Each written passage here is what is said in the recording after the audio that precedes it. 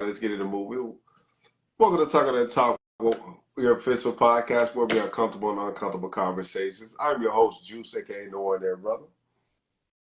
What's up, everybody? I go by the name of King Exodus. Thank you for tapping in. Make sure you share the live, engage in the conversation, subscribe to the YouTube channel.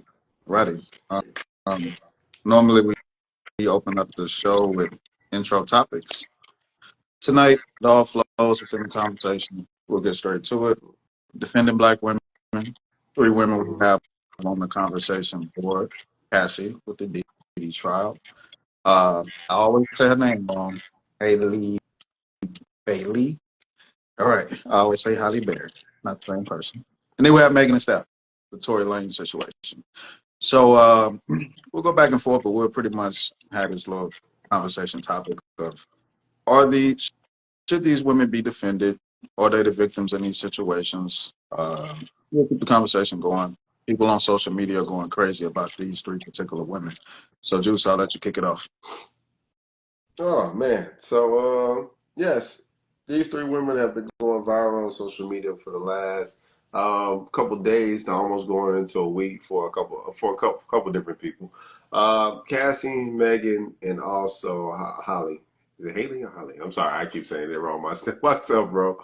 And the main thing that everybody keeps arguing is, are these women that innocent as they claim to be? Is everything really is truthfully said and spoken that come out their mouth? Do we defend everything they say, or do we wait for more proven evidence to come out? As we're seeing, a lot of things are starting to be geared and shifted towards, like, hold on, there might actually be something else that's being projected here and not necessarily always the truth. One of the biggest situations we talked about so far was Meg Thee Stallion and Tory Lanez. As a big Tory Lanez fan, I'm gonna be honest, man. I felt that was a crucial situation he fell into. They said, how coincidental is the fact that new evidence is going to come out, and within the new evidence of it about to come out, the man gets stabbed the next day. I mean, some things are just not so much coincidental. Some people feel like what information is leaked, anything that could change the verdict or change any people influence, sometimes things got to get nipped in the bud as quick as possible. So, some people say, hey, conspiracy theory. I'm like, listen, that's just a little bit too relevant, right? Here we have another situation that's going on with Holly. Holly, right? Holly. I just want to make sure that I say I keep getting it wrong myself, y'all. Haley, Holly, one of the Baileys, right? We're gonna just say one of the Baileys. We're gonna say one of the Baileys, man.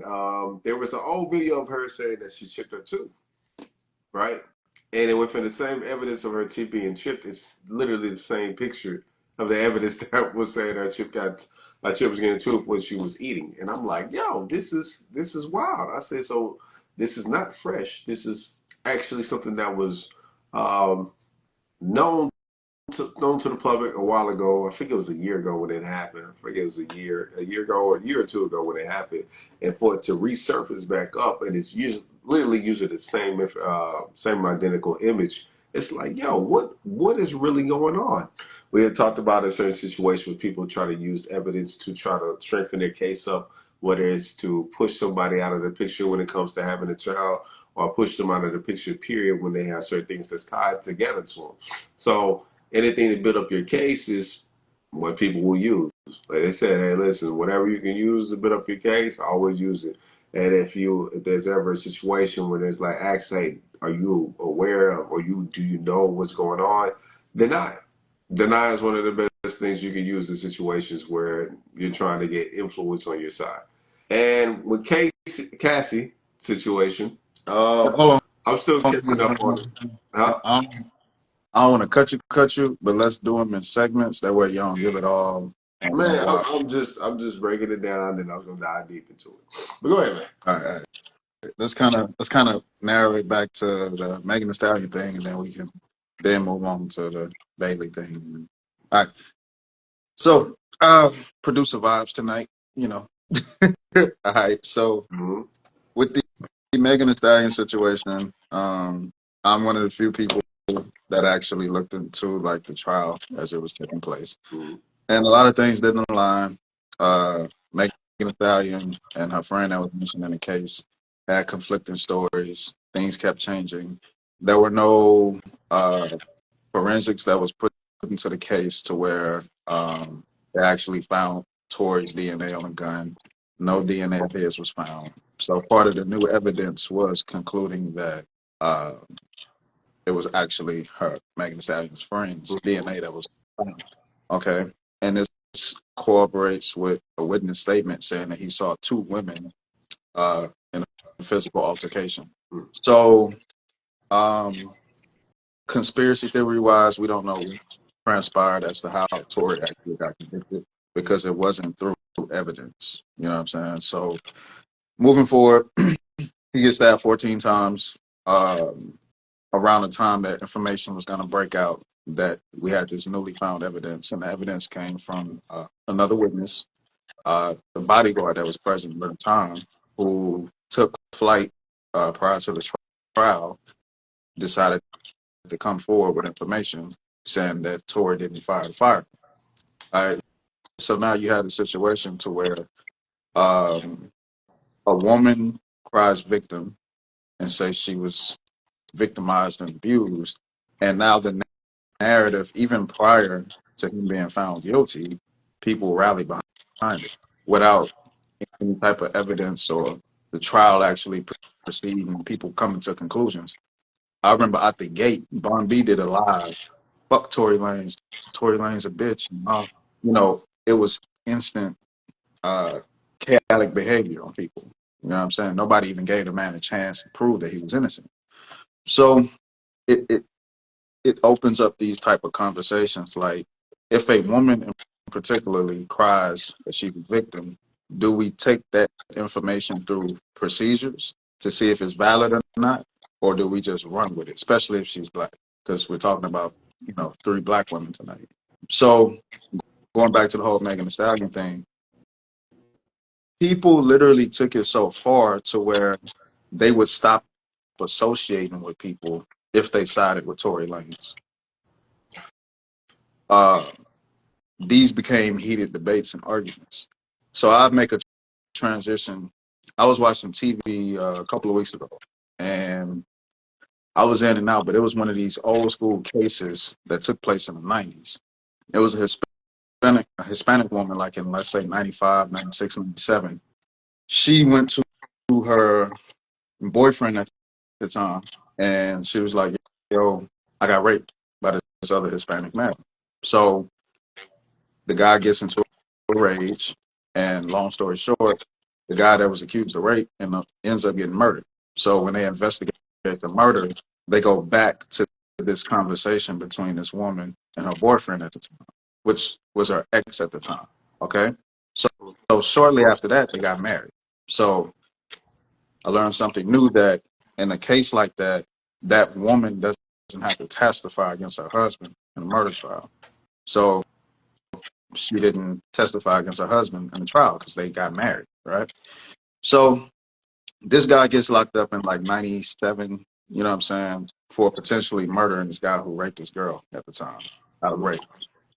Move forward to the early 2000s. Well, I skipped a part. So the woman goes on, not to run, but she moves out of the country to like France or some shit.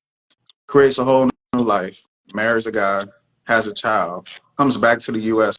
in the early 2000s. The case is still ongoing, so they arrest her on site because they moved her from victim to a potential criminal in the case, being an accessory to the murder. So she stated in this case that she came back to the U.S. for business. Come to find out, she was cheating on her husband, so he came back for sex, for dick. She was cheating, right? So they shifted her story from victim to being a part of the murder because they found out that she was lying about it. Certain things weren't adding up, right? So they continue to investigate. They go back and they do the research to see if she was even raped to begin with, which there were no medical files that proved that she was raped. She went to see a doctor on a college campus, and the only thing that was medically proven is that she had unprotected sex. She wasn't raped. So it changes the whole narrative. And, this created a movement out of women rallying behind her and saying, we stand for this Hispanic woman, because I think she became a psychologist during this time period. So she now became a martyr for abused women and raped women. And people were protesting and rallying and starting all these movements behind her. Meanwhile, the prosecutors wasn't buying none of it because they did the due diligence within the case. And they like, I'm not even tripping on the people that think whatever they want to think because they probably never read a page in a case file. So long story short, um, her ex-husband ends up going to jail for life for murder. She ends up doing like maybe anywhere between 3 to 5 years in prison, and she lives the rest of her life as a successful therapist, a victimized woman, and she wasn't able to prove anything in her case. So this just kind of shifts away from the Megan Thee Stallion story and takes it to somewhere else. Like, we want to live in a society where we protect women, but we don't want to create a society where women can just say anything, especially in the court of law. And even the court of law don't believe, however, in that case. But we don't want to create a world to where a woman can just say anything and people lose their lives. People go to prison. You know what I'm saying? So Tory Lane situation, hopefully I hit that angle on that. Hopefully the new evidence comes out. And if he didn't do it, hopefully he can go free. I know some people like, man, he ought to get out and sue Megan Thee Stallion for defamation of character. She need to go to jail, all these different type of things. We don't know. So anything else on the side? Oh man, one of the biggest things that happened early on in the case was Kelsey was given immunity. Now, people are always talking about how big is the immunity, like regardless of the situation, if evidence ever come back, can she do time? So that's one of the biggest arguments that's going on right now is, hey, listen, if the evidence is true, is she still free?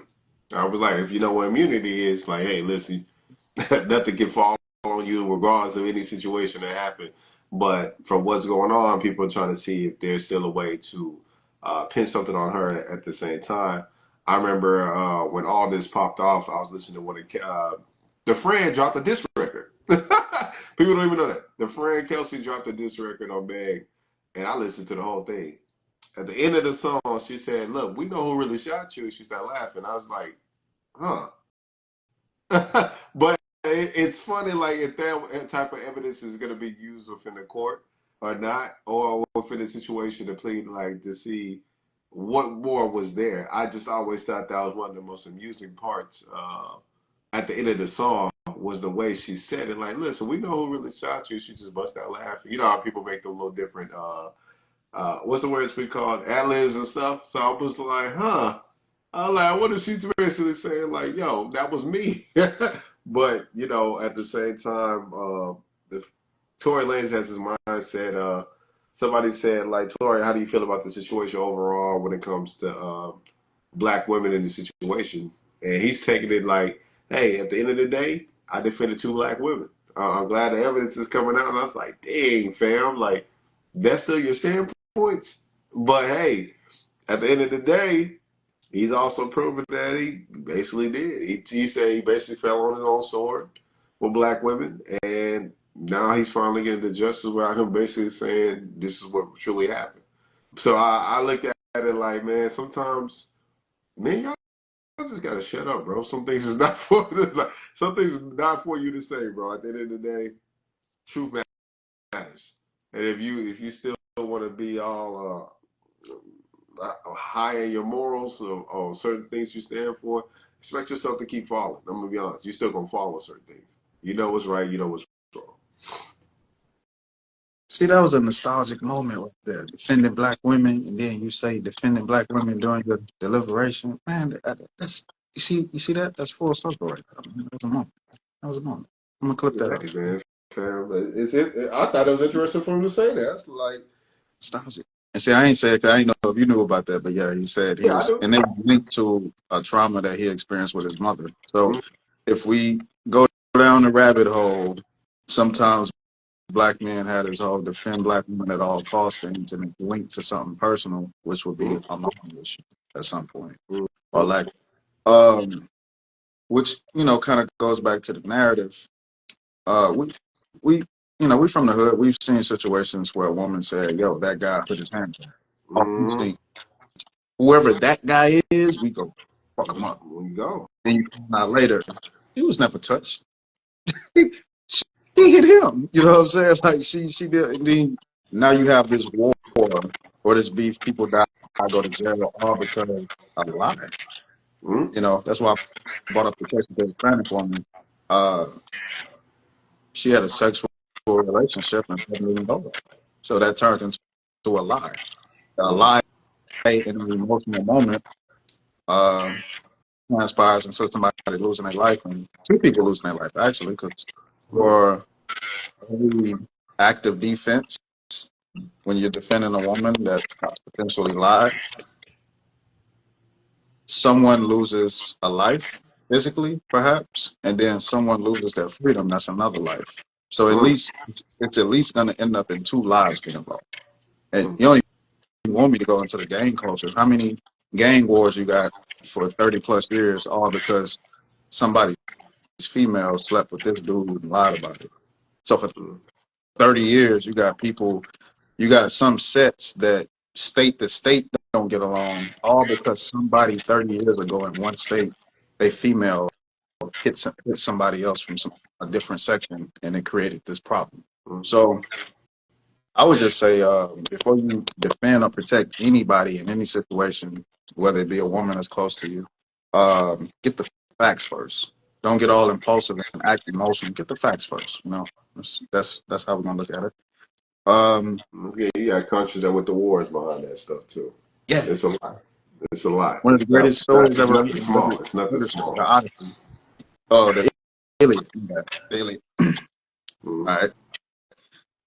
So, the Bailey sister, Haley Bailey, not Holly Berry, Haley Bailey, and DDG. Yeah, you brought up earlier where she said in a previous piece of content that she chipped on to. Now she's screaming abuse. I would just simply say in this narrative, because I don't know all the facts, but I would say pay attention. In Black culture specifically, we say that when two people are in a relationship, it's kind of funny that when it was just those two people, the relationship was beautiful. The minute a child is born, all hell breaks loose. And we always blame the man. Well, the men change. Well, in the barbershop shops and behind closed doors, the conversation is the opposite. The women change. Now, in this particular narrative, Blueface, I think 3 years ago, it went viral where he was talking to DDG and he was telling him the same thing. Like, yo, once you have a kid with a woman, she'll get more territorial for no reason, more aggressive. The weeds become I and mine. You know what I'm saying? All these things start changing. She get a little bit more disrespectful, and then you're going to be pushed into a corner to where it's evacuate. You know what I'm saying? That's going to be your instinct. It's just evacuate. For the safety of everything, you know what I'm saying? You're going to be pushed into this corner. And he was like, nah, bro, like, you know. So fast forward, I mean, like, 1 + 1 is 2. Like I said, I don't know all the facts, I don't know all the specifics, but I don't know. We've had these conversations in the past how sometimes, let's say during pregnancy and when a child comes into a relationship, our women specifically should channel and redirect their protective instincts to a particular capacity, because you're not the protector, the man is. So anytime you get overly protective with a child that you created with the man, you need to scale back and really check that energy. Because if that man wasn't good enough to reproduce with, then you have to find some type of fault within yourself. And if you find some type of fault within yourself, you then can't fix the situation by being overprotected. So a lot of women say that. You know what I'm saying? So that's trash. Same thing with the men. You chose that woman, you reproduced with her. Now all of a sudden you can't fix the situation by yourself. It's always going to take two of you, both of you, just like it took both of y'all to reproduce. So we see these narratives, but we don't have the conversations on not just how men change. You know, some men may get cold feet, some men may get a little anxiety. You know, they may check out. Who knows? But on the flip side, the women do get a little over territorial, and yeah, like I said, a little bit more aggressive. So those are the conversations that need to be had. And even in some of their engagements with birthday parties and things of that nature, you can see like little power structure, like little beefs, little things that takes place and transpire. So I would just simply say pay attention to the patterns, how people could be in love with each other and then all of a sudden all hell breaks loose when the children come. And just look at how both parties act and change. When we see DDG talking about the situation, he's damn near emotional, saying, "Yo, I just want to be a father. I just want to be there. Fathers are underappreciated, undervalued." That's how he's talking. You know what I'm saying? So I've never seen him aggressively come off and say anything negative about her, like she's doing with them. So I just say pay attention to that. And anytime people kind of run to child support or run to I'm a counsel visitation and run to these types of things, that shows a conflict within that person, man or woman, but mostly the women in this case, because I know women who will tell you like I feel away because I know this man has children by other women, and I don't want to take him away from them. Meanwhile, when it's that woman and that man and what they produce is fuck him. That's a problem. Anytime a woman can exit a man from a co-parenting situation and do it legally to the fullest extent, I would always say there's a conflict there within that person. And it's not 9 times out of 10 done out of protection. So I'll let you do that. Oh man, I'm still learning about. I'm still, taking more information in when it comes over their situation. One of the things I remember DDG going viral over was the small thing about taking his son around or being around certain people. And I noticed when it comes to him having a child, she expects him to check in with her over the decision he makes with his own son. But it's not the same when she has the child. She believes she has all rights to do whatever she wants and please because that's her child. And I always say, listen, when you have um, when one person has to always check in or get permission and the other person doesn't, they're already showing you authority basis within their relationship. Meaning, like I'm the one who did this. Like you got to do what I say. I ain't got to do what you asking. Like that's problematic in a lot of situations where, like I said, if you're taking that type of position within a relationship, then you also have to understand like your fault set. Like, hey, listen, you feel as if you're more important to where things have to go your way. Well, it should be the same way with them. Like, it's weird that you can control. You can try to control situation, miles, states, whatever distance across, but the other person is not obligated to do the same. That's crazy. This is the same reason why you don't want certain people around the child is the same reason why I don't want certain people around the child as well. So don't give them a pass, knowing that hey, I'm not giving passes based off the relationship we're creating at the same time. So that's something I always find that was problematic within their relationship already. Was like, hey, fam got to check in, just bringing his son around certain people or just to the house, or when he live streams. This the crazy thing is, he live streams, but I'm like, Mhm. shorty, you're not you don't live stream, but you're always in the cameras yourself. What's the difference? I was like, and besides him being on streaming services, the child is always being on. He's being published in magazines. He's in videos. He's in other things.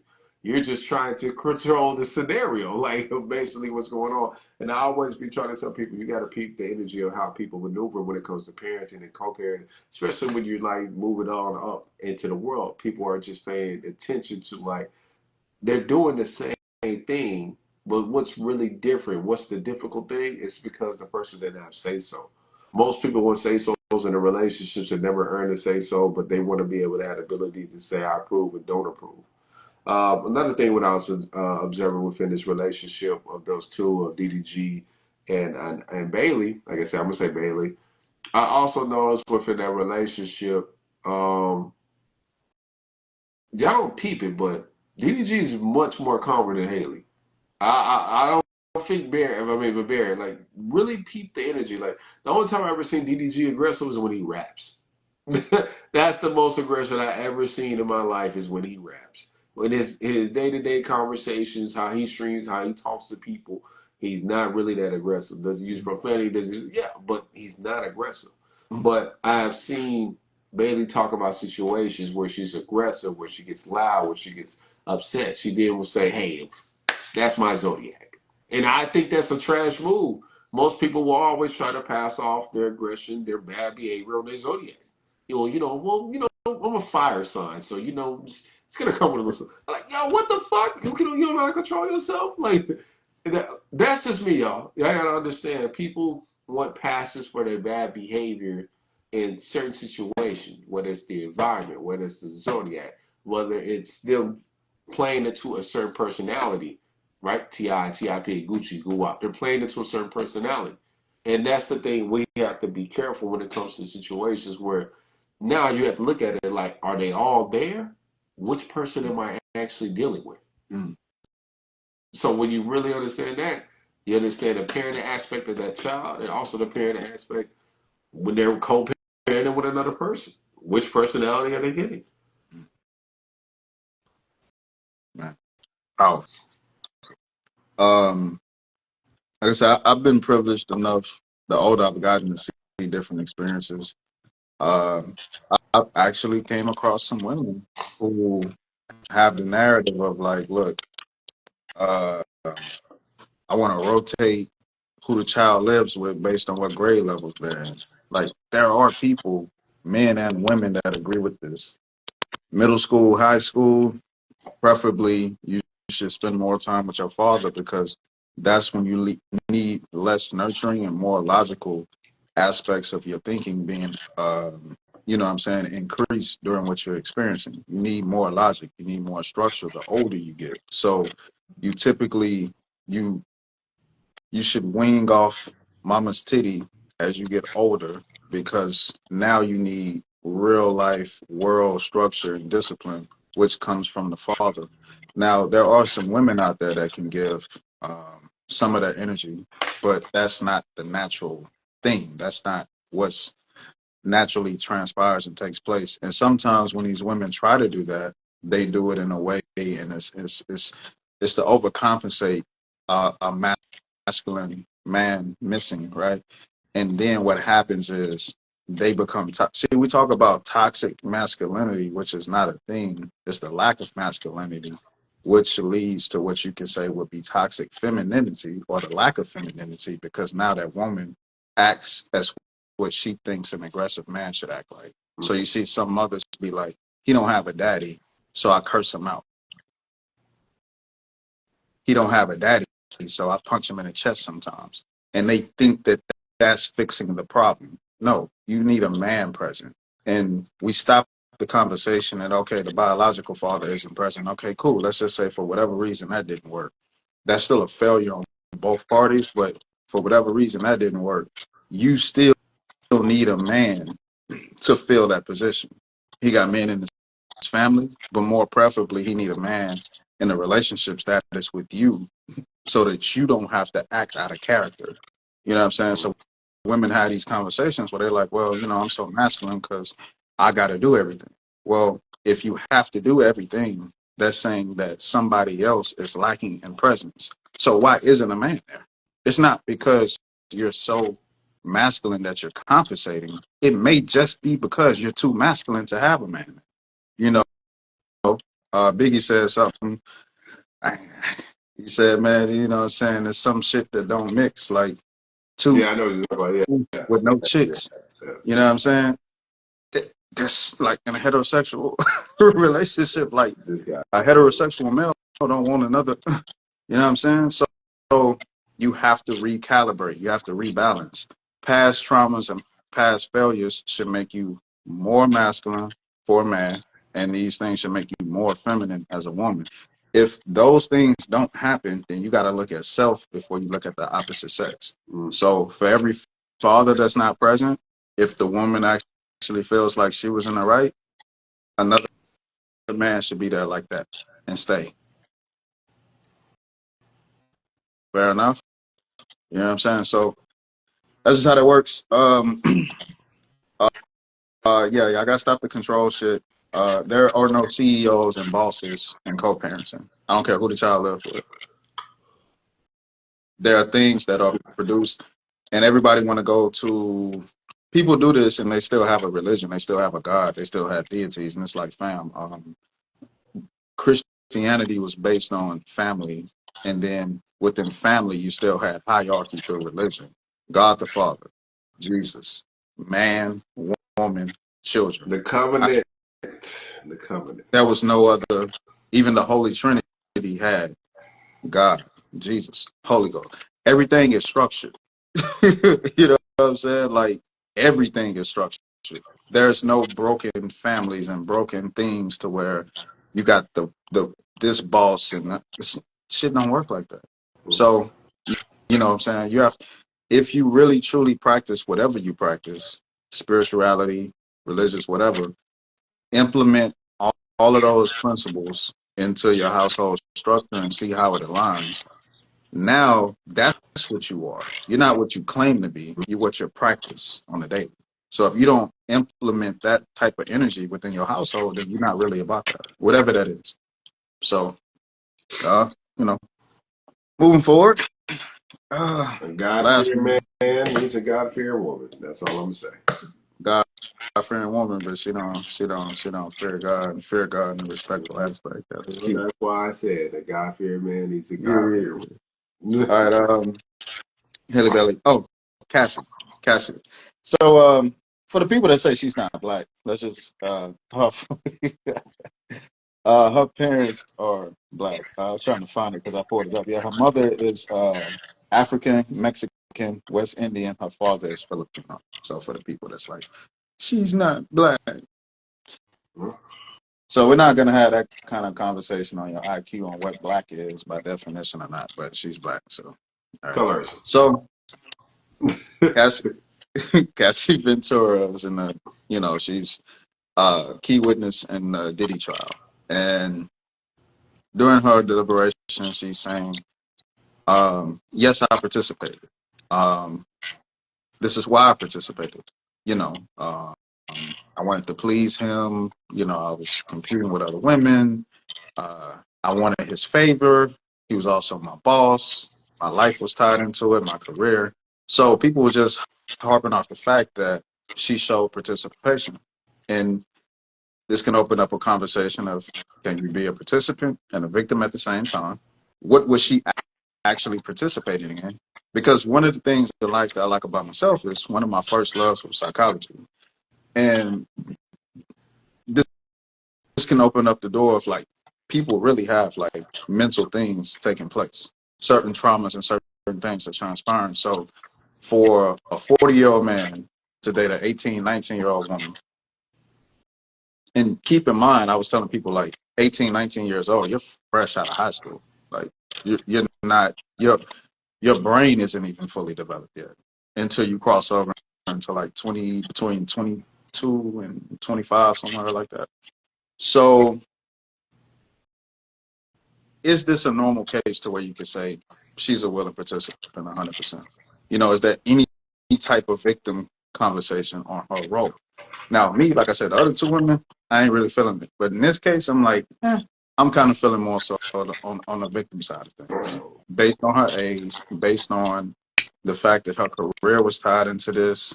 But we'll break up different elements of it. We're also throwing the husband scenario.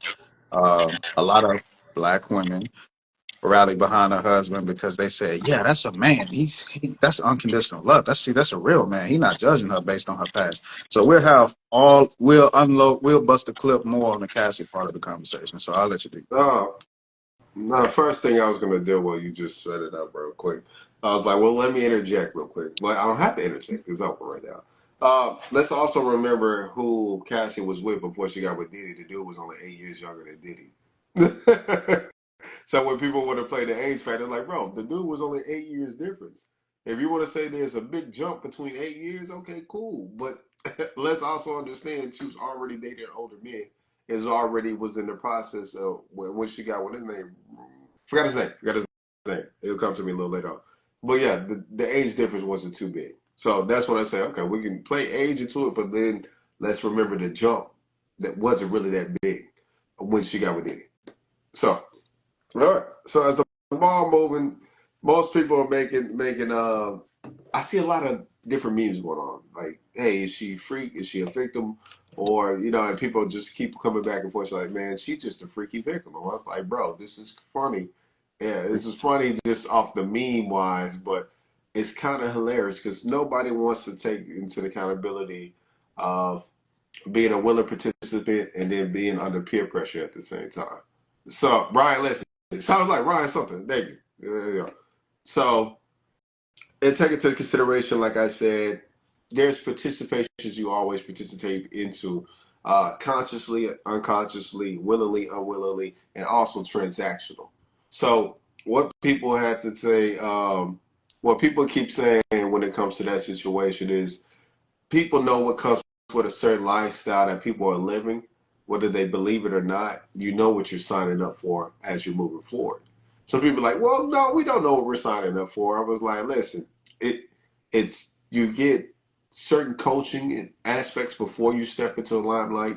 You get certain mentors before you do certain things. There's always somebody in your ear that people like to say, but look, like I said, Ryan Lansing, when she was dating him, he was like the golden goose. He really had the best interest for her. The contracts, he was there with her everywhere she went. And then, like I said, he was peeping the scenery on how Diddy was moving at one point in time, and he noticed, hey, eventually, he seen how Diddy was playing a certain role, trying to cut him out of the picture and move forward with Diddy. They even talked about how she was cheating on Ryan with Diddy the whole time. So you gotta start looking at that situation. Ryan brought her into the limelight of the music industry. The only difference between Ryan and Diddy was Diddy had more power influence than Ryan. He had the resources, connection, the image. He's hot. You see making a band. You see all these different things he got going on. You're gonna want to attach yourself to a more a light that's shining brighter than the other one. Like, let's take it. Like, some people can't stay a course. Be like, hey, this is the person who brought me in. Let's rock it all the way to the end. Some people are like, hey, listen, I don't know how much I can get done with this person. And let's just say my career don't last. What else do I have? So you got to take a lot of things into consideration when sometimes people are moving forward. I'm playing devil advocate at the same time here. So as I'm looking to her situation of trial, I'm still read over a lot of things. Some things seem like a victim. Some things just really seems like a willing participant. Now, like you said, can you be a victim of the participant? Absolutely. Reverse psychology is one of the biggest ways you can make a victim feel like it was actually them at the end of the day, right? Homies to tell you straight up, like, listen, you ain't gonna do that shit. People get peer pressured into doing it and be like, man, well, he did it, so he participated. But then you can always look at it like, yeah, bro, but he didn't know what he was doing. He was just a victim of the circumstance, a victim of the situation. But a person can look at things as a participant is a participant at the end of the day. So we're gonna have a good long conversation over this subject for sure. We got some talking points, but like I said, people are saying, is she a victim? Is she freaky? Or is she a freaky victim? That's all I got. Freaky. Hey man, the women say, man, they really not freaks. They just freaks with certain dudes, man. Certain dudes that believe that shit. Hey, look. Hey, look. Sexuality, whatever. I key in on the points to where she had moments where she like, okay, cool. Like I said, chick 18, 19 years old. I'd say the first, going back to where we come from in the modern time space, I'll give a chick like, at least one relationship to where this shit don't make sense. You know what I'm saying? At least one. This relationship can normally range 5 years minimum. We'll come across a You said chick that, 5 years minimum. yeah, I spent 5 years with this Yeah, dude. man, hey, fam, hey, it's just whatever, bro. That, that's not I a. know I ain't never spent no 5 years with no woman when I'm ready to get the fuck out. But you're saying that logically at 30 something years old. I did I'm it when I saying was younger. when you're 20 years old, when you're 19 years old, uh, Out and thugging. I'm sorry, this should have been on camera, but yeah. You say what? I'm like, yeah, I'm turning my volume up and down so I don't echo. But so yeah, it's not uncommon when females do that in the early stages of their dating, and sometimes you can be like, okay, well, cool. She had a father um, that guided these things in her and these morals and these values and principles. Then she wouldn't have made that mistake. Well, that's not always accurate. It creates a stage for her to make better choices and decisions, but men behind closed doors, what we always say, women don't listen, they're rebellious. Mhm. So in a modern time in a free world, what are the consequences if she's rebellious to her father's teachings or what anybody in her family says who she should and shouldn't date?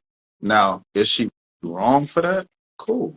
Yeah, moving forward. So that's why I say I look at it like, okay, cool. It's gonna be one at least one relationship where she spends uh an adequate amount of time. That's a waste of time.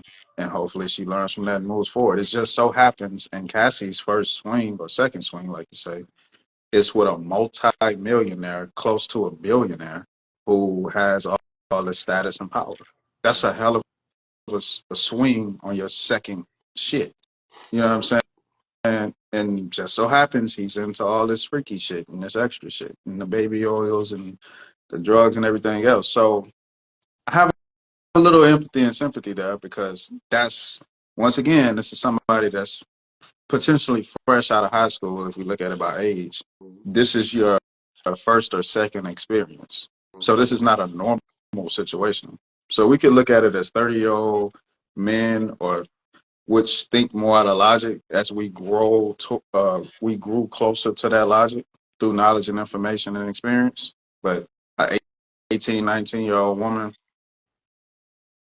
I'm not connecting those dots. You know what I'm saying? So Play devil's when he advocate said and shit say, like um, she was doing these things to please him, well, that's not ironic. Like these things happen in relationships. Um, Now, what's kind of crazy is that, like, shifting towards the narrative of where she cheated on her husband with him. Um, was it wrong? Yeah, yeah, we say it's wrong. Yeah, cheated on your husband with a guy that raped you and abused you. But also, if we lay all our experiences out, I can guarantee you, every guy that got a problem with it and came across that same situation multiple times. Either we heard the stories about it or we experienced it ourselves. Not being abusive guys, but we've dealt with women that were married, unmarried in situations, abusive, not abusive. We just weren't that guy in the equation. So when people jump out of these situations and they point the finger and they, oh, she's stupid and she's this, it's like, fam, like we've seen all these things happen right before our eyes. If not, we've been involved in them. So scale back, calm down. Remember that this was somebody that still had a team on the end of their age, you know. And the way sometimes abuse works, like she said in one of her part of one of her therapy things was she's she was taught to, I can't explain it with a proper term, but the type of therapy was, it's like similar to somebody with like DID, but part of her therapy is to say like you were in a car crash, but part of the therapy is like that wasn't you in the car, you were somebody that was standing on the curb and you saw it happen. And sometimes in that therapy type of approach, people are able to deal with the experience better. So psychologically speaking, we've seen women in Stockholm syndrome type of situations. We've seen women get abused so much they start making exceptions towards why they're being abused, and now the abuse isn't abuse anymore. Like people check in and check out of situations mentally when it comes to abuse to better cope with the situations, even if they're not conscious of it. You know what I'm saying? So to completely just say she's a participant, you're overruling and overriding anything psychologically that's been scientifically proven with how people respond to trauma. You're throwing all of that shit out the window to make it black and white. So I'll let you do. Awesome. There's a story right now that's going viral over an old Playmate. Mm, She was 18 when she started staying at the mansion with Hugh Hefner. Right? 18, fresh on the block. She was mm, doing some modeling at one point in time. And some pictures just happened to be sent out to the Playboy Mansion. Her picture was selected. Hugh Hefner said, yo, who's that? I want that. I like that. Get that over here. So, long story short, she's young. She was saying she was just getting out of a situation.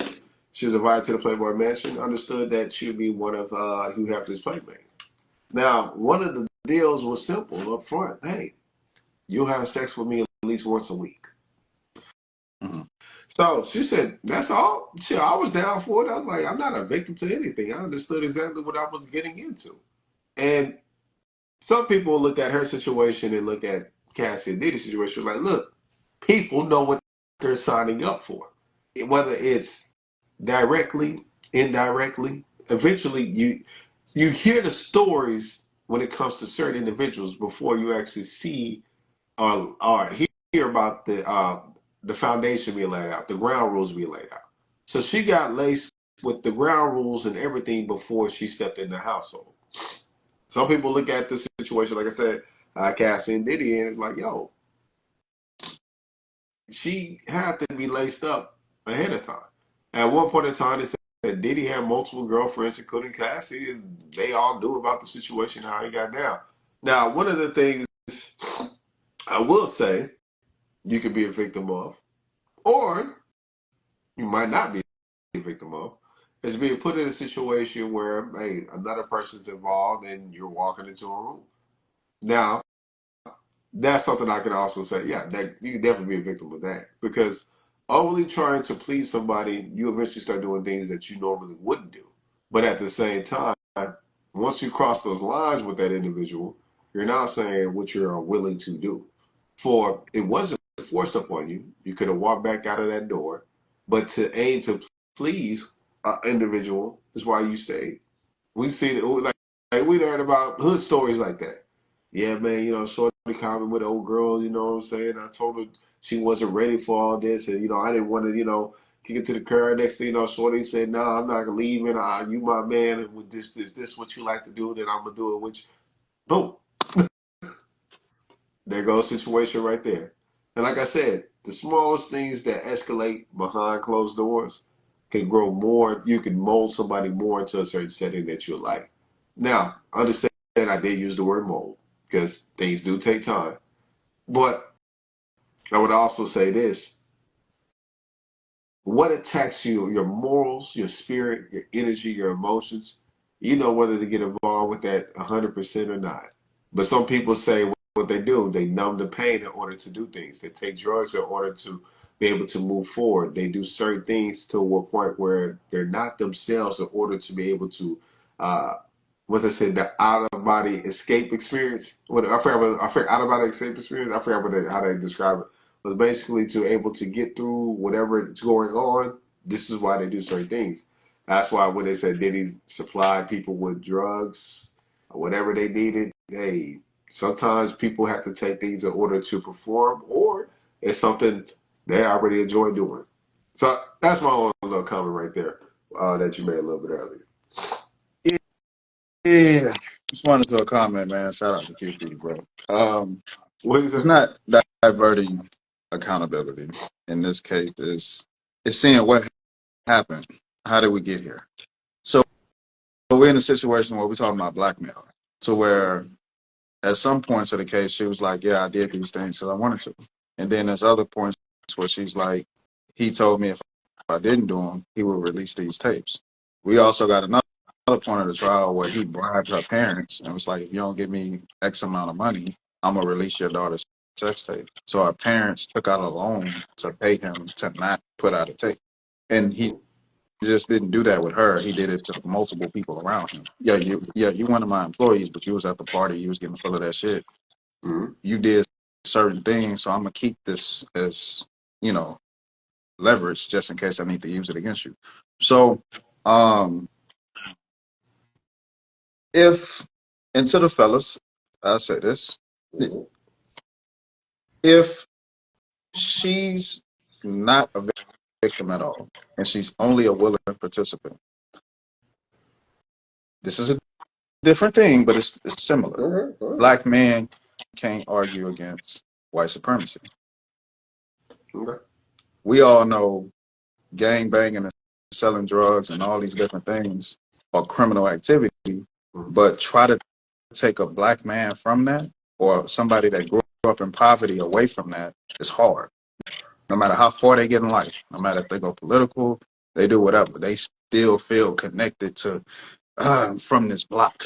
May not be active, but I still keep in touch with my people. It's still part of that shit that's in me. So, but that's a psychological approach to, did you grow up in poverty? Did you have a father? How was your mother with you? Did you do these things out of survival? Those are abusive situations for young black males to go through. So when they transcend or not, that's still embedded in them. When we have these conversations about, oh, slavery. Well, what the fuck happened during slavery? People embedded things within you psychologically over periods of time through abusive situations, and that became a part of who you are culturally to this day. So how do we not tie the same logic to all these situations? You know what I'm saying?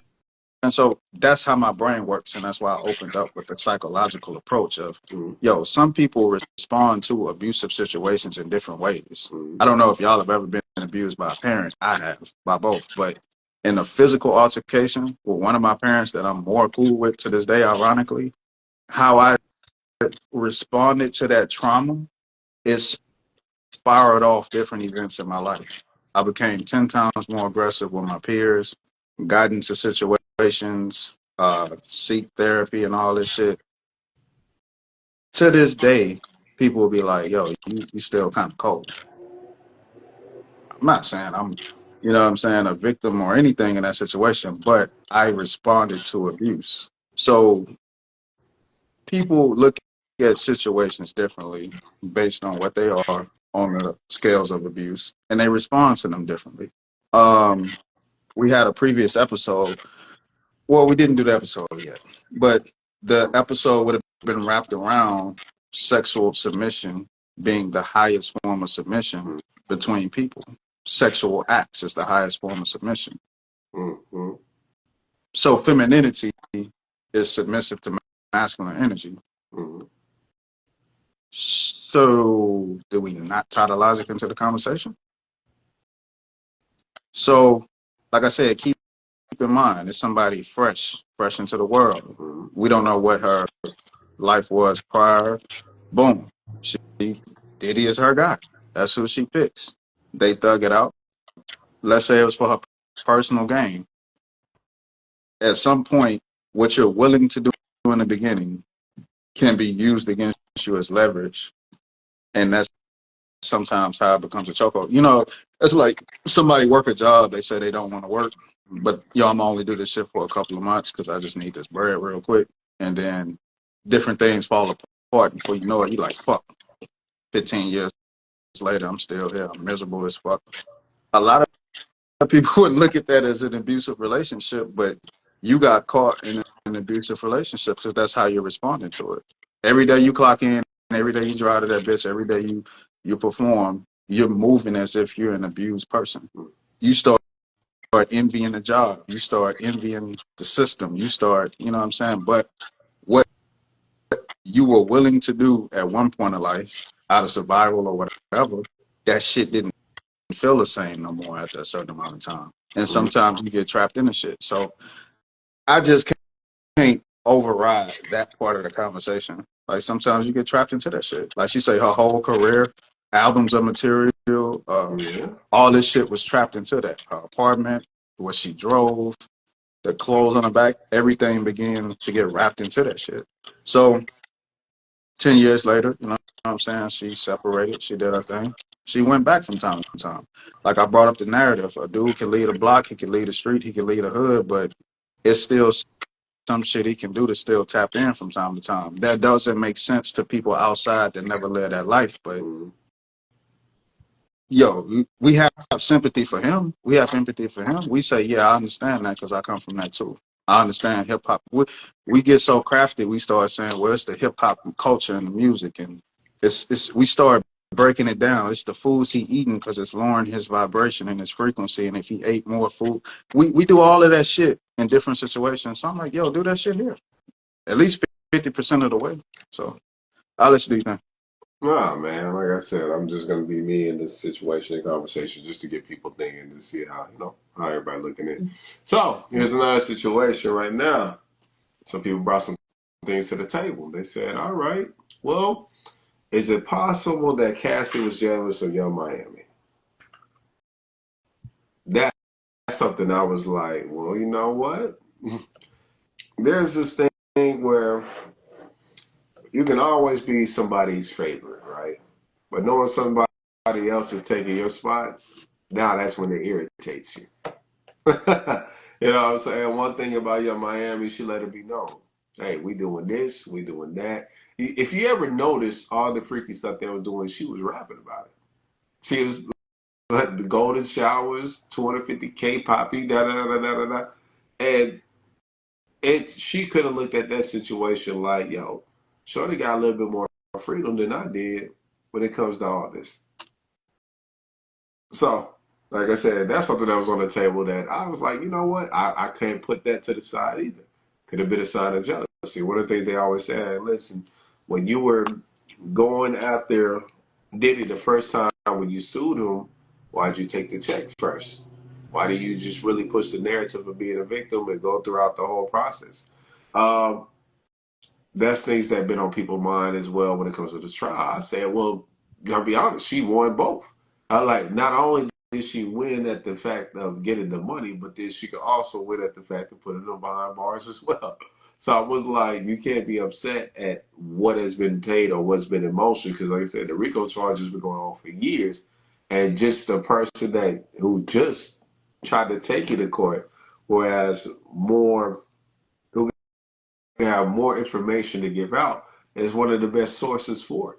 So it's like a double whammy at the same time. So a lot of people like to push out like, hey, listen, if you're gonna be, if you truly was a victim, then you don't take cop outs here. But like I said, she was able to get both. Whether she copped out, whatever you want to look at it, whatever. She did her time within X amount of years. One of the things we always talk about, fucking, I'm gonna take it to another level. Take it to the street level. There's always a point in time where a woman gets checked out from being from her prime years of being somebody's servant. Where I'm like, yo, after I did so many times, how much time with you in X amount of years, what do I have for it? And sometimes she could look at the same situation like, what do I have for it after all these years of serving you, being next to you, and there's nothing that has come after it, right? So it's a lot of things to, like I said, I'm just very open on everything going on. I'm still looking at it, learning about the trial as we speak. Um, just to take into consideration. Now, one thing nobody can do is deny that hotel evidence. Nobody can deny that. Nobody can deny that. It's right there. Definitely physical abuse. There's no turning that around. And then we got a longer clip of that video that ended up being released as well from the hotel. I was like, bro, you can't deny everything. Now, you want to deny some parts, cool, but physical abuse does take the biggest toll on somebody's mental. And like I said, one of the things that caught my attention was they said when she would get abused at one point in time, they would make her stay in a hotel room until her wounds heal until she come back outside. And I was like, that definitely can be taken into consideration, considering the fact when Diddy ran up on Shorty, she was already in a hotel. So I was like, that's even more believable to me. So like I said, I don't disregard certain dates, but like I said, I'm just playing a certain role within this conversation so X should be able to educate y'all. Yeah, but go ahead. Oh yeah, two things came to mind Mm, between the young Miami and the Cassie situation. mm, Cassie also during the trial said she was jealous of Kim Porter. So that the too. jealousy wasn't aimed at one particular woman. Um, and it's kind of going back to the narrative of what I said with age. Um, if an older guy dates a younger woman, mentally he should mentally. not in a sick cerebral way. He should feel mentally superior Mm-hmm. because he's more advanced in age. He's seen more. He's done more. He should be smarter. He should Mm-hmm. have his finances together more. That's how it should be. Mm-hmm. So that woman will feel like at a disproportionate, like disadvantage. She'll feel like a disadvantage there. So if he's dealing with women that's closer to his age, that's going to create a problem at some point. It's just kind of like common sense. You know what I'm saying? It's just like if you a younger guy dating an older woman, she knows that she may struggle with giving you kids. So if she sees you dealing with women your age, she may be like, "Fuck, that's one up on me. That's assault." So I don't find that type of jealousy being like unusual. If she's saying, "Yo, I was jealous of Kim and I was jealous of the Young Miami thing," like it's kind of normal. Like people, they take normal things out the conversation when we talk about it. Mm-hmm. So that's just like fellas. Let's take age off the table. You're dealing with a woman. She's not dealing with nobody else. But you find out her ex was like a high six-figure earner or close to a millionaire. You're gonna start feeling a little bit. You're like, dang. Your competitive nature may kick in a little more. You're thinking like, fuck, like, he was able to provide more and pay. You're gonna start psychologically having things go on that's probably not even actually happening in real life. No matter how much she tell you she love you and you the one, you still thinking like, but he had money though. Like, you're gonna find different little things that's you may be insecure about. Let's say You know what I'm saying? security, But flaws. some men so smooth and player, they'll tell you they was never insecure about another man. Nah, It was man. always the cream of the You know crop what I'm guy. saying? Hey, listen, man. She told me I was Yeah, the best. yeah, but there's always somebody that she's dealt with in the past, or somebody that she admires and likes that she's never dealt with. They got more than you, and you still feel a little jealous. So, a woman being jealous in that situation, I don't see nothing wrong with it. So, and Diddy may treat some of these women better than others because of the age. Bring Sometimes them men babies. treat what they can mold better because that's what they find more valuable. And then some men is like, okay, bet I don't have to do this goo goo gaga shit with you. I don't gotta mold you enough. You ready? You with the shit already? Young Miami already probably freaked out. He ain't gotta go through it. I ain't gotta introduce you to shit. You came ready. You know what I'm saying? Like shit. You showed me something. We don't know, so it's not unusual. You know what I'm saying for that to go down like that. Age can work for you and it can work against you in situations. Sometimes that extra experience it could give people better treatment because we don't got to go through all this cute and cozy shit. You know what I'm saying? So I'm putting that out there on the table too. So in the mentally superior aspect, I kind of go back with like more the empathy or the sympathy. Like I know people that like I was debating, somebody I got love for earlier. You know what I'm saying? One of the bros, and you know, with all of the people that's close to me, especially if we don't think alike 100%, I would never take respect off the table. You know what I'm saying? I know these people, so I respect their minds. I know how they think, even if I don't agree 100%. But what I do know is, yeah, we iron sharpen iron over here. You know what I'm saying? We can do even if I gotta pull away from a battle with you, knowing that I'm right, because I don't want to like this shit to go further. I'm learning to do that in life. Like, yo, bro, I'll just shut up. You got it. Like, I ain't got to prove everybody. I ain't got to win everything. You know what I'm saying? That's where I'm at now. You know what I'm saying? So sometimes I'm learning, I'm growing. Especially in debating people and shit like that. I'm not really doing that no more. But going back to the narrative, I know some of these same people though will eat the average person alive. No diddy. Because if iron sharpen iron here, and I know how I come with information and facts and how I say how I feel about things, right? I'm listening to how you debate me and go back and forth with me. So I know if somebody's not even close to my level or your level, however we want to scale that out of ego or whatever, the average person don't stand a chance. So if this same person or this same guy go and pimp a chick out or, you know what I'm saying, or do some shit like that, I'm not looking at the person that he got the advantage over as a sucker. You know what I'm saying? Because it's like I expect you to be smarter than that person. Shit, me and you go toe to toe. If me and you could fight, and we both breathing hard and busted up and fucked up after we duke it out, I'm not gonna be surprised that you beat the shit out of somebody else. I expect that. So I'm just looking at Diddy like, yo, you're the mentally superior person in this shit. You're the main. You've been abusing people for over years. You got uh, over a decade of abuse under your belt. This 18-year-old don't stand a chance. That's how I look at it. You know what I'm saying? So that's just me. I don't know about y'all. Well, the main thing they say, I want to make sure I put it out there. You put something on the table that's very important. It's not just mental dominance; it's status quo. Mm-hmm. I think a lot of people don't understand status is what people chase. If you're around an industry person who has that status and you want to be their right hand man, you gonna bow down to some shit.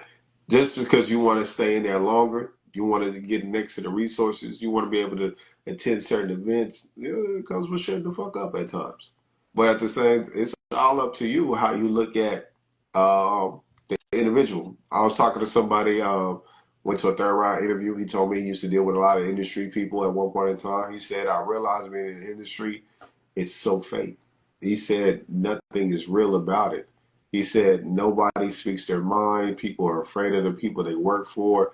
You can't do anything to try to help aid an individual. He said the only time you aid somebody is if they ask you to do something for them, or it's a situation that they need a PR stunt. They need somebody to help cover up tracks and help them get back out there. Other than that, he said nobody stands has a backbone. It was just like he said, coming from the like you said, coming from the industry. It's like I realized a lot of status people with status, people just bow down to it, whatever it is. Mm-hmm. He said, you say no, you might not see that person around again.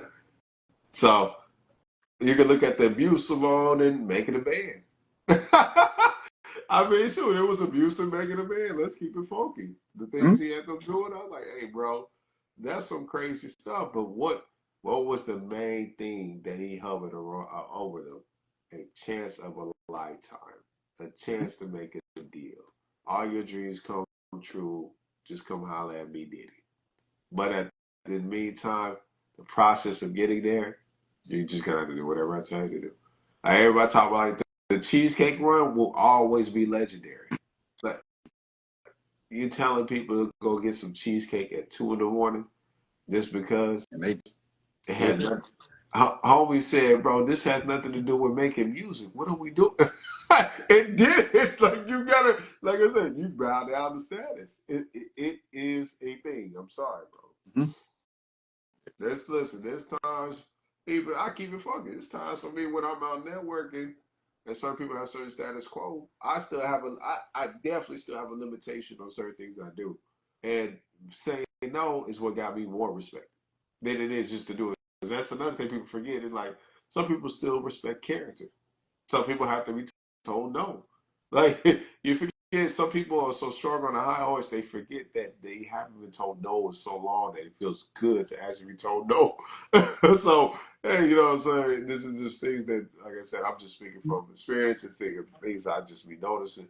But yeah, main thing is once you're at the status, you make yourself vulnerable, especially when somebody knows your desires. This is why sometimes people say never let people know what you plan on doing. Because once they know it, they they can hold it, they can maneuver, they can pull your strings at that point. Hey man, I noticed you wanted to get that job downtown, brother. Look, I got something I need you to do for you, don't mind. Hopefully it doesn't include baby oil. What the boys say in politics? Hey, listen, man, I heard you running for president, man. Listen, I got a buddy of mine. We got to dump some oil in the water, man. Come on at me, bro. We got some things for you, man. Good. Hey, it is what it is, man. Yeah, so You're funding you're funding something. What is yeah. monetary, a desire, an energy, or just somebody's mental. Hey, you're funding something. But yeah, go ahead, bro. That's it for me. Yeah, and let's be, with the Cassie situation and Diddy. We got chicks that can't leave Ray Ray alone. Ray Ray ain't got a goddamn car. He ain't got a job. He ain't got shit to offer. We are talking about $1 billion in net worth here. Like I'm just saying. I'm just saying. We gotta make it all make sense. Some chicks cannot leave Ray Ray alone. He ain't got nothing. So I'm just looking at 1+1 is 2. Like you said, it's leverage and status and power and impact and career and everything Ray that's Ray tied got to it. their mind, man. Ray Ray got their mind. Right. So part of the conversation I have is some of the legalities that's brought up in this particular case. As some it's two different groups of people. There's some people that are saying, "Yo, Diddy could walk," and there's some people's like, "Nah, damn, I don't know about that." No, So, he in the two definitely. breakdowns, so you have a racketeering situation going on. Now, racketeering is conclusive of up to 35 different criminal charges. So racketeering is consists of those 35 charges. Now, in a RICO case, legally, they only have to bring 2 out of the 35 charges to the table. Mm-hmm. And another segue, 2 of those things could be more conspiracy based than actually proved.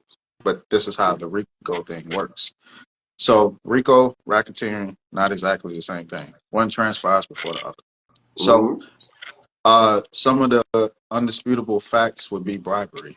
When dealing with the case and people say, yo, he used this tape as leverage so that I wouldn't expose this or I wouldn't do this or do that. That's bribery. So you have multiple people colluding that or saying that, yo, I was bribed. He bribed up Cassie's parents. So bribery is a recurring thing. Trafficking. I don't want to say the wrong thing.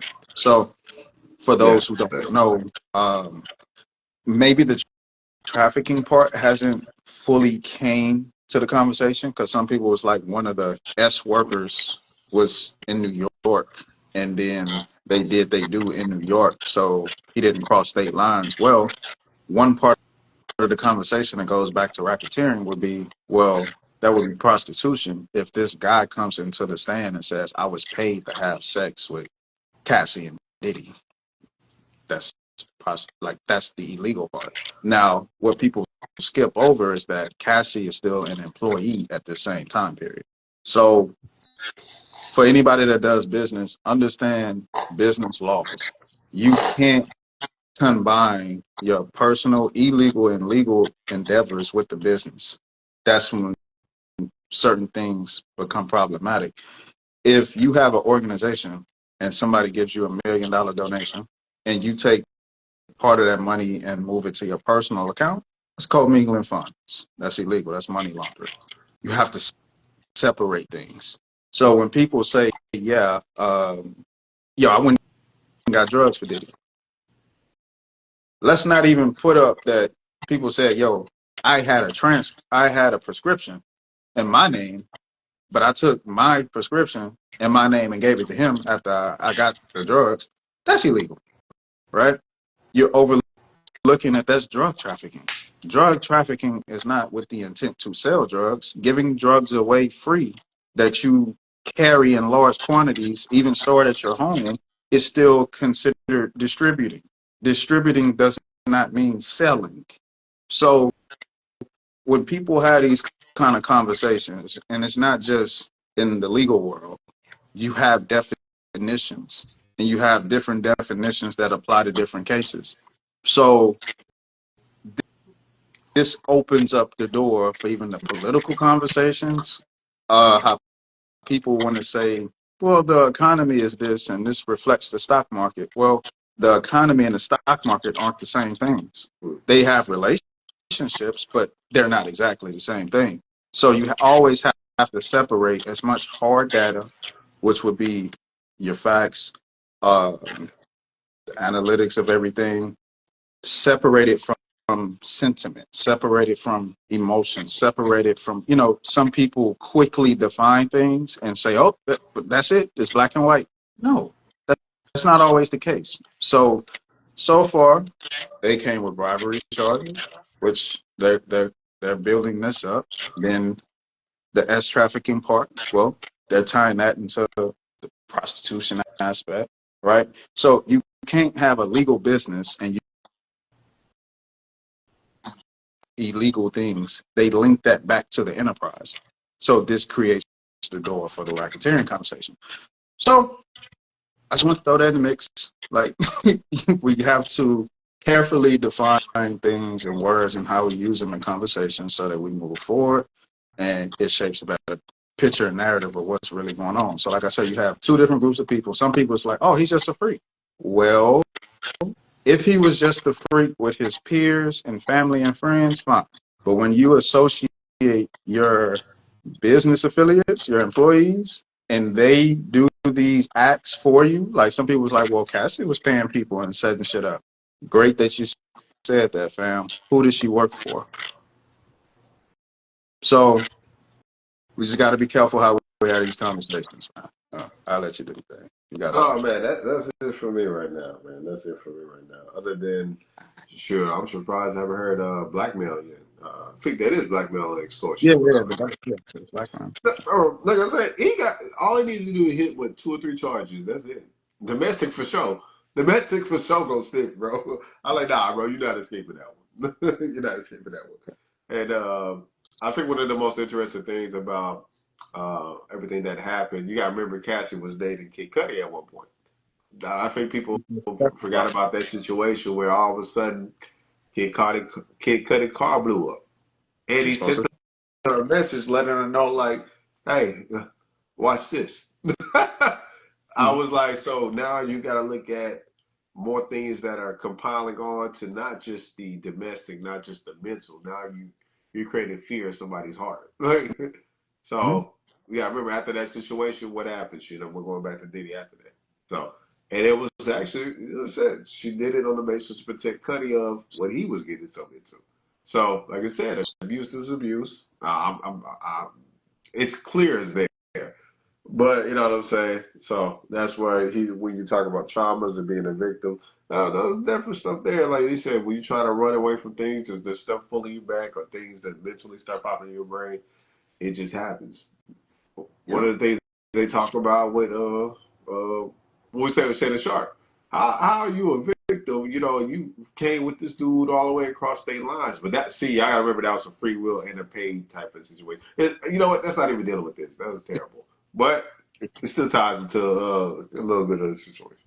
All right. Well, Last yeah, that's it, man. You can sign us off, or well, you can say what you need to say. well, the last point we didn't touch this. We got to touch this. It could be quick, but for the husband in the situation, I don't like it that women consider that unconditional love for the man to accept her sexual past, no matter what it look like. It's completely different if she discloses that information prior and he accepts it. You know, like when women you're dating a guy and you're like, yo, tell me everything up front and let me choose, give me the option, give the men the option to. Your sexual history and past matters, right? Because if that changes his narrative of how he views you, that's up to him. Now, Yeah, if he doesn't change, if that does not change his narrative, then you got one. you That's you. good. Live You happily ever after. you You know what great. I'm saying? Hopefully, you do all the freaky shit that you did before him with him times 10 because he took the bigger outfit than the mother Man, did. listen, y'all be trying to turn down when I get married. Nah, y'all better turn the Turn fuck up. up, You bro. Better turn the got to fuck turn up. up. Hey, get away by me. Yeah. The more I give, the more I get. This is how this shit works. They did less. Hey, I baby, need, hey, I need man. that. I need Eat that. that. You in debt, my Eat brother? that. You gotta pay this debt. Eat You know, that, I bro. still sound like this, huh? You gotta pay this debt.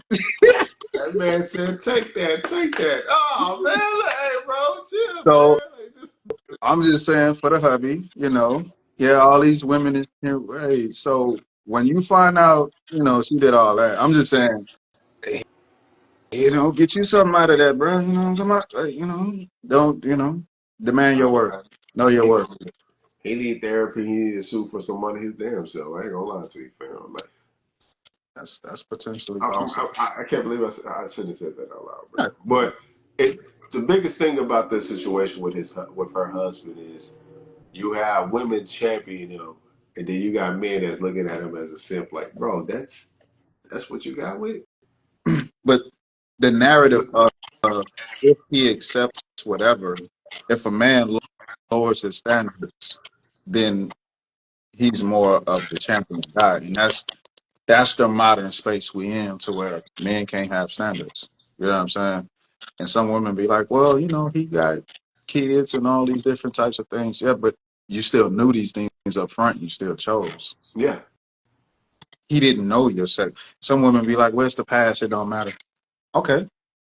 Um, it's a reason why when we watch Power, shit like that, to where everything the parent does before they get off by their offspring, ooh, keywords, bars, offspring, killing them. Yeah, it's their past that the kid didn't know about that they feel away. Anytime betrayal takes place, it's not because people were done wrong necessarily. It's because they was left in the dark somewhere. So there is more of a trust and things that's implemented when people know more things. So yeah, to men, that shit matters. You know what I'm saying? And you have men who don't care. But he said one thing that was key. He was like, look, this is her battle, and he's like, I stand with her because she's like fighting her own demons type of thing. This is her standing up for herself. Yo, that's great. Just don't have a man go to trial and hear the shit for the first time in front of the world. Fair enough. Fair enough. But we have to transition into a period of time to where men's standards are what they are, and we don't try to change how he feels morally and all these different types of things because of how you feel about the situation. Because if the guy said, yo, Kevin Samuel's whole push was women should follow BMI standards. At this height, you should be this size, you should be this weight. I don't date a woman with X amount of kids. People said he was the devil because he had standards that men should follow as far as dating women from certain cultures and races and whatnot. If one side has the ability and the rights to have standards, the other side has the same right as well. So as long as everybody respects each other's rights that we feel like you have, we good. We good. We good. You good? All right, boy, man. I said what I had to say. You good? I mean, like I All right. said, that situation scenario, man, that's. I mean, I don't know, man. Like I said, I wouldn't. Main thing is he walking out of the courtroom horrific, or is he walking out shocked? Like, Oh, wow. he's shocked. Yeah, he's shocked. I think, but see, man, I ain't gonna lie, bro. That's a lot. That's a lot, man. But like I said, hey, look, you knew what you signed up for at the end of the day. Hey, man, sign us off before I say something crazy. You know what you signed up for. And her husband, hey, feel real with, hey, soon as they get in the car, they don't tell her if she going. I can't say that. Sometimes I hate being on camera. God damn, I can't say that. Bro, you gonna get me in trouble on camera, man. Harry, sign us All off. right, man. Up top, no ordinary brother. I go by the name of King Exodus. Make sure you tap into the YouTube channel. That's where all the good stuff is at. All the clips, all the shorts. Make sure you subscribe, share the content. We appreciate you for rocking with us, and we out. Peace.